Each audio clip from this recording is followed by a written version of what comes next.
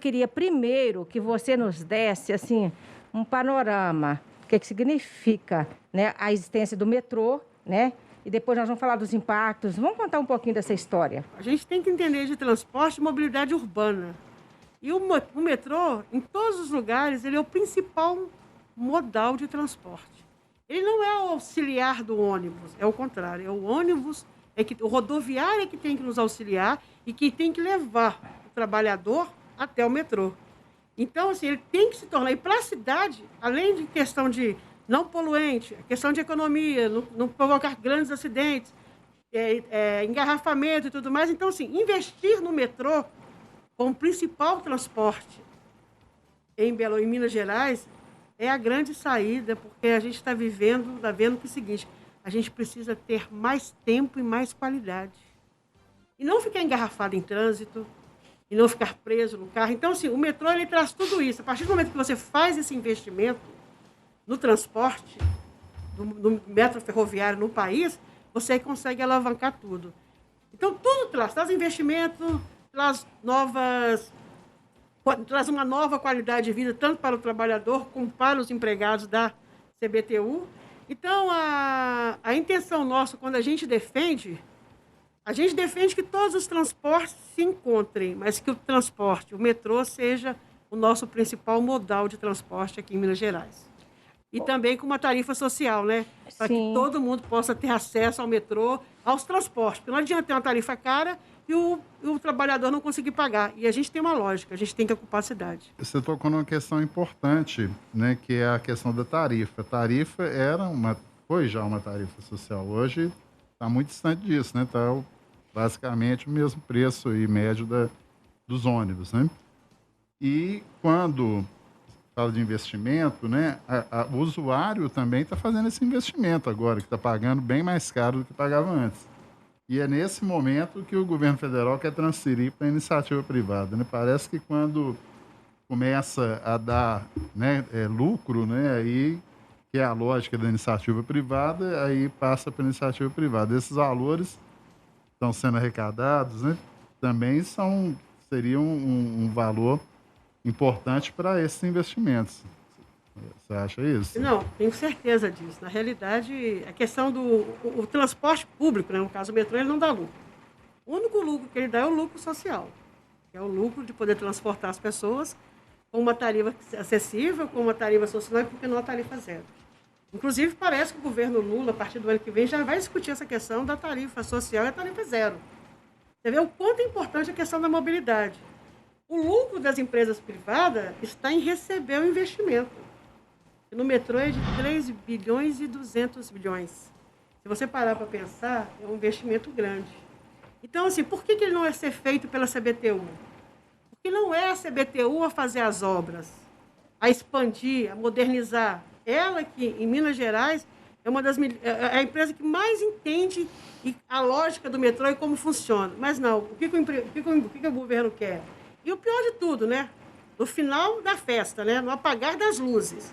Dia 22 de dezembro, ele quer fazer um leilão, a 8 dias do final do ano, a toque de caixa. Se a gente parar para pensar que um metrô nosso, um trem nosso, quando foi comprado em 2010, ele valia 19, 20 milhões. E hoje já está fazendo o primeiro lance a 19 milhões.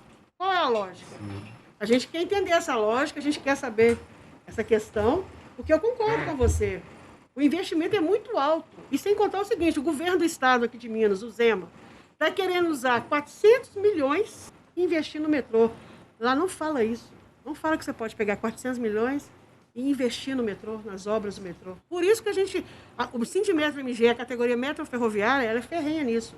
Quem tem que fazer isso é o governo federal. Isso é responsabilidade do governo federal, como moradia, transporte, saúde e educação. Como é que fica isso? O modelo como está, ele é muito vantajoso porque ele libera uma verba gigantesca de 3,2, como a Alda falou, só que para o empreiteiro, quem for construir e fazer as obras, gastar da forma que quiser. Então, assim, tem a insegurança de saber se vai ser um serviço que vai ser satisfatório para a população, porém, quem quiser para fazer a empreitada da obra pode lucrar bastante. Isso já aconteceu na concessão do aeroporto Galeão do Rio de Janeiro, onde a Odebrecht ela ganhou o certame do leilão uma verba de 7 bilhões para reformar, aumentar e fazer a concessão do aeroporto. Ela ganhou muito dinheiro na obra e depois ela entregou a concessão, que ficou precária para a população. Então é isso que a gente está olhando que pode acontecer aqui no metrô de Belo Horizonte. O que a Constituição reza? Moradia, educação, saúde e transporte. E segurança é direito da população. É direito de nós, população, ter isso. E aí o que acontece? Se privatiza. Se privatiza não se levando nem em consideração a opinião da população e dos trabalhadores nessa questão toda. Então eu acho, quando a gente fala de privatização, é uma questão de uma lógica do neoliberalismo. Mas a gente não quer isso no país. A gente está falando de um sistema que ele foi implantado aqui há 30 anos, sofreu sucateamento desde a implantação. Praticamente a expansão e as poucas conquistas que nós conseguimos no sistema aqui foi através de muita luta, como a compra dos 10 trens e tudo. E o que acontece? O fruto desse sucateamento ao longo desses 30 anos foi que os nossos empregados aprenderam a lidar com um sistema único que só existe aqui.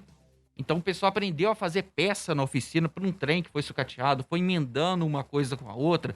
E acaba que, assim, infelizmente é motivo de orgulho que a gente mantém o primeiro trem rodando que chegou aqui há 30 anos.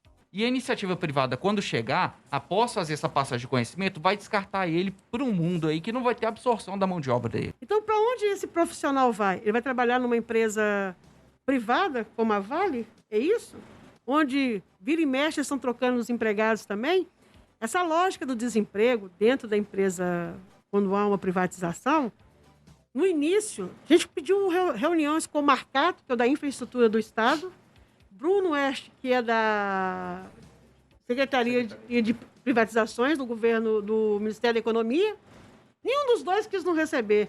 Quando nós conversamos com o Bruno Oeste, lá atrás, ele falou assim, não podemos fazer nada, já está tudo certo. Então, quer dizer, você está falando então que 1.600 empregados vão ser demitidos. Não, eu não estou dizendo isso, mas a gente não pode fazer nada. Não pode fazer nada. Você vê que o leilão era em março. A gente conseguiu impedir até agora, com a ajuda do pessoal daqui de Minas. A gente tem que agradecer muito aos companheiros. Eles realmente nos ajudaram, defenderam a categoria e são contra o leilão do metrô de Belo Horizonte.